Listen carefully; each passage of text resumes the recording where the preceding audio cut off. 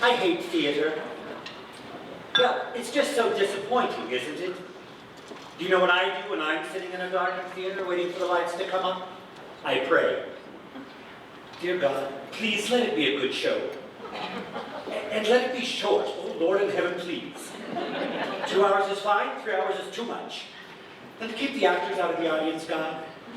I didn't pay good money to have the fourth wall come crashing down around my ears. I just want a story and a few good songs to take me away. I just want to be entertained. I mean, isn't that the point? Amen. There was a time when people sat in darkened theaters and thought to themselves, what do George and Ira Gershwin have in store for us tonight? Or can Cole Porter pull it off again? Can you imagine? Now it's, oh please, Elton John, must we continue the charade? It used to be, sitting there in the dark, you knew that when the show began, you'd be taken to another world. A world of color and music and glamour. And you thought to yourself, my goodness, when are they going to bring up the lights? My, how things have changed. Hello. How are we tonight? Great. I'm feeling a little blue myself. You know, a little anxious for no particular reason. A little sad that I should feel anxious at this age. You know, a little self-conscious anxiety resulting in non-specific sadness. A state that I call blue. Well, anyway, when I'm feeling this way, blue, I like to listen to my music. So, I was going through my records this morning. Yes, records. And I was about to put on the soundtrack recording to Meredith Willson's The Music Man. I had a craving for a young Ronnie Howard. But then I said, no, let's have a treat. Let's disappear for a while into the decadent world of the 1920s, where the champagne flowed while the caviar chilled and all the world was a party. For the wealthy, anyway. So, I dug about, and what did I find but this? One of my favorite shows, Gable and Stein's The Drowsy Chaperone. Remember? Music by Julie Gable and lyrics by Sidney Stein. It's a 2-record set, remastered from the original recording made in 1928. It's the full show with the original cast, including Beatrice Stockwell as the chaperone. Isn't she elegant? And this is a full 15 years before she was Dame Beatrice Stockwell. Can you believe it? Oh, let me read you what it says on the back. It says, mix-ups, mayhem, and a gay wedding. Well, of course, the phrase gay wedding means something different now, but well, back then it just meant fun. And that's just what this show is, fun. So would you indulge me? Would you let me play the record for you now? Sure. I was hoping you'd say yes. Oh, too many records.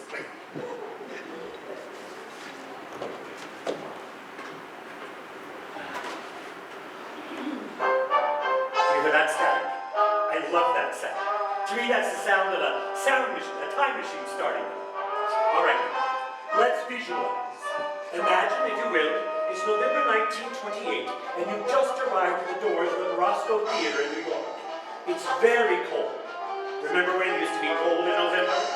Not anymore. November's the new August now. It's global warming, we're all doomed. Anyway, it's very cold, and there's a heavy gray sleep falling at the sky, but you don't care, because you're going to see a Broadway show. Listen. Isn't this wonderful? Oh, yeah. It helps if you close your eyes. Overtures. Overtures are out of style now.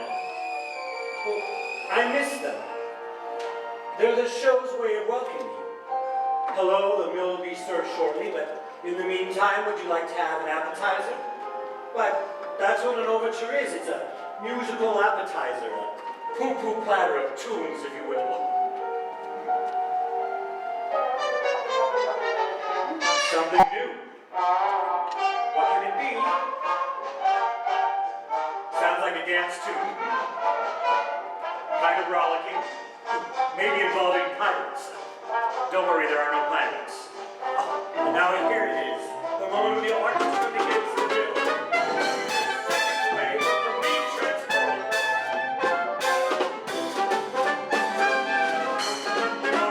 There's the climax. Speaking again. Did you sit back at your seat? Did you fancy yourself? I'm going to see you Gable and Stein show.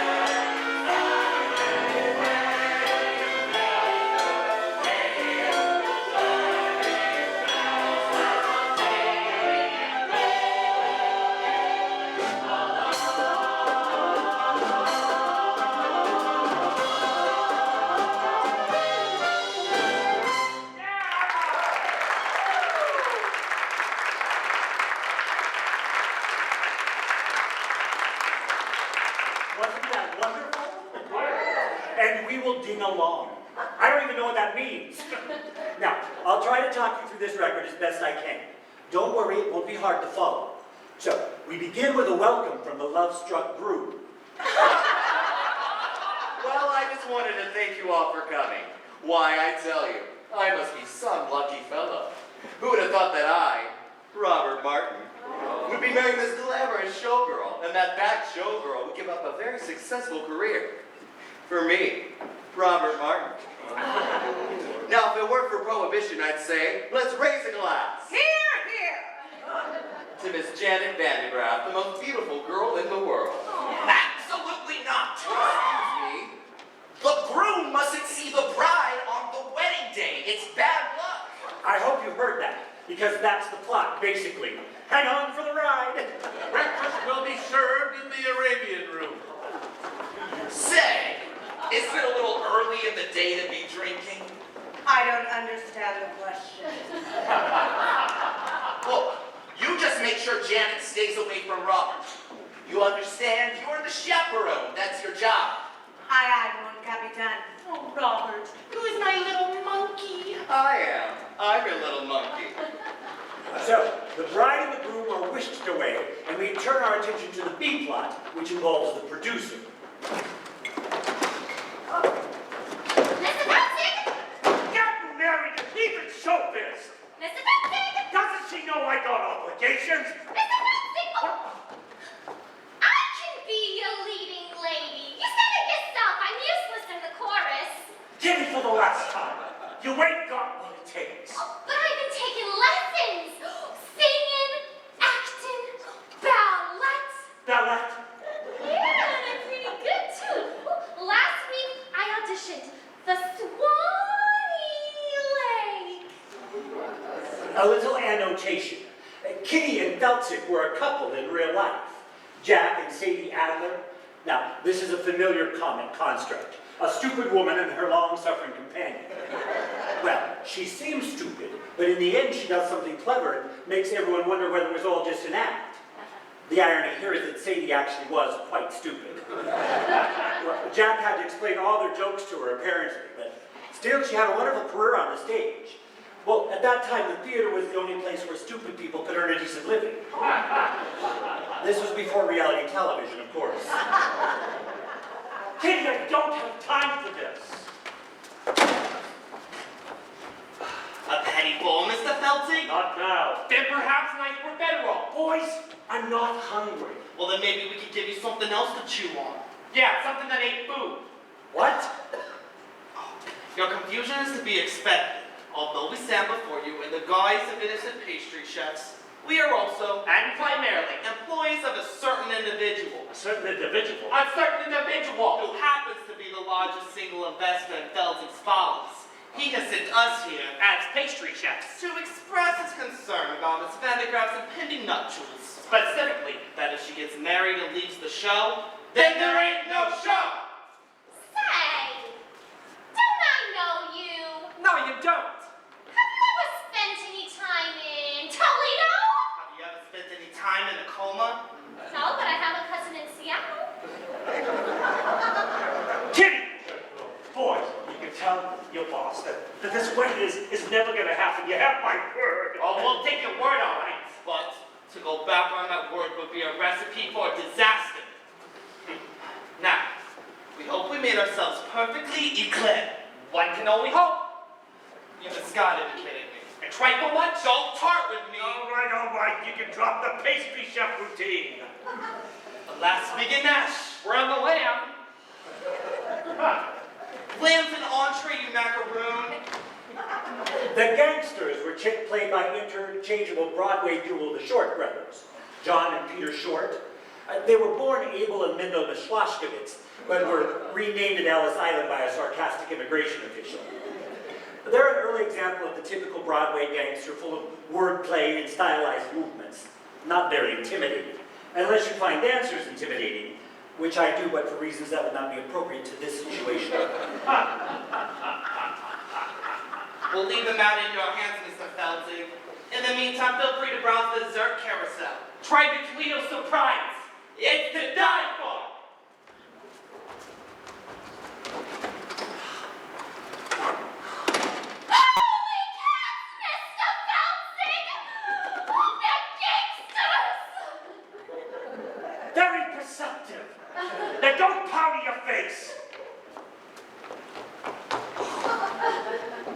stop this wedding, but how? Oh, Lord in heaven, how? How?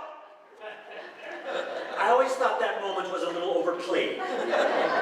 So, with the story well on its way, let's go to the groom's room.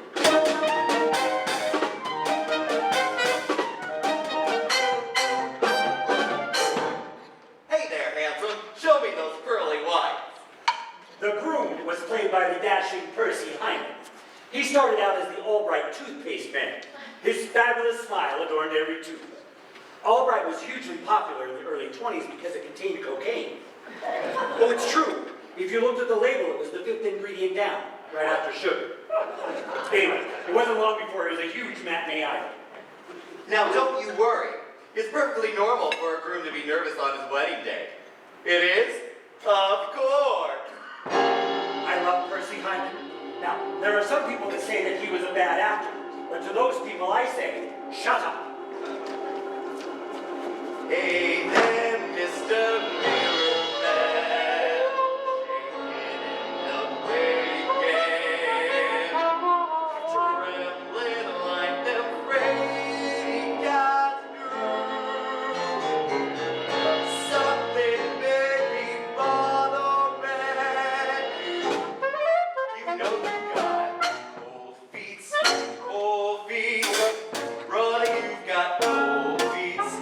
You can make them cold feet hot with a little rhythm. Young feet, cold feet can be uncontrolled.